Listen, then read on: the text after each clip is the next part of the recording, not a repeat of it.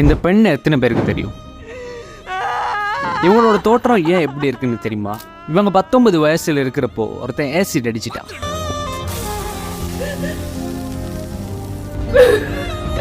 உடம்புல 65% கருகிடுது. முகத்திலிருந்து உடம்பு ஃபுல்லா.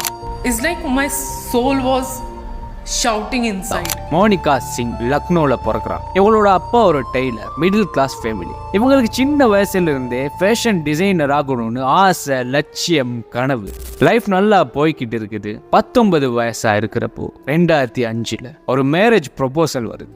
அதை இவ படிப்புக்காக வேண்டி நான் படிக்கணும், என்னால இது இப்போ முடியாது அப்படின்னு ரிஜெக்ட் பண்றான். அந்த கோபத்துல இவ ஒரு வழியா போய்கிட்டு இருக்கிறப்போ, கார்ல போய்கிட்டு இருக்கிறப்போ விண்டோ வழியா இவன் ஆசிட் அடிச்சிட்றான்.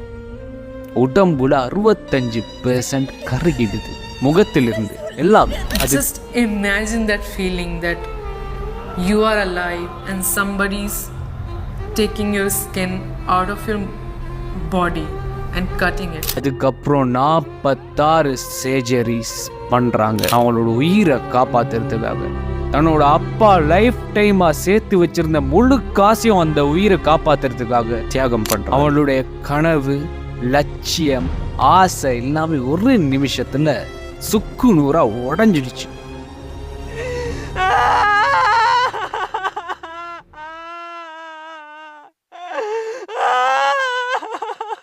ஆனா அந்த பெண் இதுக்கெல்லாம் ஒரே முடிவு ட்ரக்ஸ்னு முட்டாள்தனமான முடிவை எடுக்கல. ஆனா அந்த பெண் இதுக்கெல்லாம் ஒரே முடிவு தற்கொலைன்னு மட்டமான முடிவை எடுக்கல. தன்னை இனி இந்த உலகத்துக்கு காட்ட முடியாது, பாக்குறவங்க எல்லாம் அசிங்கமா பாப்பாங்கன்னு முடங்கி கிடக்கல. அவ திரும்பவும் வந்தா. 9 வருஷம் கழிச்சு கம்பேக் கொடுத்தா. நியூயார்க்ல போய் படிச்சா, மெடல் வாங்கினா, பட்டம் வாங்கினா. தன்னை மாதிரியே நிறைய பேர் உலகத்துல பாதிக்கப்பட்டுக்கிட்டே இருக்கிறாங்க, அவங்களுக்காக ஒரு ஃபவுண்டேஷன் உருவாக்கணும்னு முடிவு பண்ணி உருவாக்குற அவங்க அப்பா பேர்ல மகேந்திர சிங் ஃபவுண்டேஷன், நான் ப்ராஃபிட் ஃபவுண்டேஷன். இந்த மாதிரியான ஆசிட் அட்டாக்கால பாதிக்கப்பட்ட பெண்கள், குழந்தைகள், பாலியல் குற்றங்களால பாதிக்கப்பட்ட குழந்தைகள், பெண்கள்னு எல்லாரையும் மீட்டெடுக்கிற விதமா ஒரு ஃபவுண்டேஷன் உருவாக்குறா. அதான் மகேந்திர சிங் ஃபவுண்டேஷன். 500க்கும் அதிகமான பெண்கள் ஆசிட் அடிக்கப்பட்டு மீட்டப்படுறா. Free counselling, free education, free medicine அப்படின்னு கொடுத்து மீட்டெடுக்கிறா. நிறைய சேவைகளை பண்ண துவங்குறா. தன்னோட வலிகளையும் அனுபவங்களையும் இழப்புகளையும் ஆசைகளையும் ஒவ்வொரு வார்த்தைகளாக மாத்தி மேடைகளை பேச ஆரம்பிக்கிறா. எல்லாரோட மனசையும் அந்த பேச்சு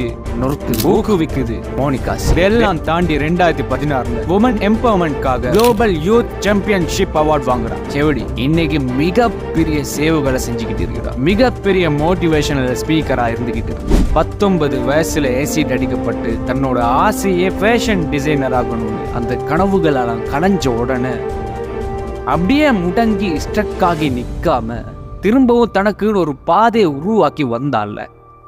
இதுக்கு என்ன சொல்லலாம்? இந்த வீடியோவை பார்க்குற நீங்கள் ஒரு பெண்ணாக இருந்து உங்களை ஒருத்தர் கடத்தப்பட்டு விடுவிக்கப்பட்டிருந்தாலோ, ஏன் இந்த மாதிரி தாக்குதலுக்கு உள்ளானவர்களாக இருந்தாலோ, நீங்கள் வீட்டுக்குள்ளாலேயே முடங்கி கிடக்கணும்னு அவசியம் இல்லை. இந்த உலகத்தில் ஒரு நாளைக்கு 4லிருந்து 5 ஆசிட் அட்டாக்ஸ் நடந்துக்கிட்டு தான் இருக்குது. எத்தனையோ பெண்கள் அநியாயமாக கதறி துடிச்சுக்கிட்டு தன்னோட வாழ்க்கையை இழந்துக்கிட்டு தான் இருக்கிறாங்க. நீங்கள் அதில் முடங்கி கிடக்கணும்னு அவசியம் இல்லை. ஏன்னா தப்பு பண்ண அவனுங்களே வெளியில் சந்தோஷமாக தெரிஞ்சுக்கிட்டு இருக்கிறப்போ நீங்கள் ஏன் முடங்கி கிடக்கணும்? யார் உங்களை பார்த்து என்ன சொல்ல போற? அப்படி எது சொன்னாலும் பிரச்சனையே இல்லை. உடம்புல ஒரு சொட்டு ரத்தம் இருக்கிற வரை, உடம்புல உயிர் இருக்கிற வரை ஏதாச்சும் பண்ணுங்க, வெளியில வாங்க. அப்படி நீங்க வெளியில வர ஒவ்வொருத்தரும் எத்தனையோ காயப்பட்ட உள்ளங்களுக்கு மாத்திரை அமையும். வாங்க. இருட்டு பாதைகளில் தன்னம்பிக்கை தீப்பந்தம், துணிந்தவன் முன் வந்தால் விதிகளையும் மதிவெல்லும்.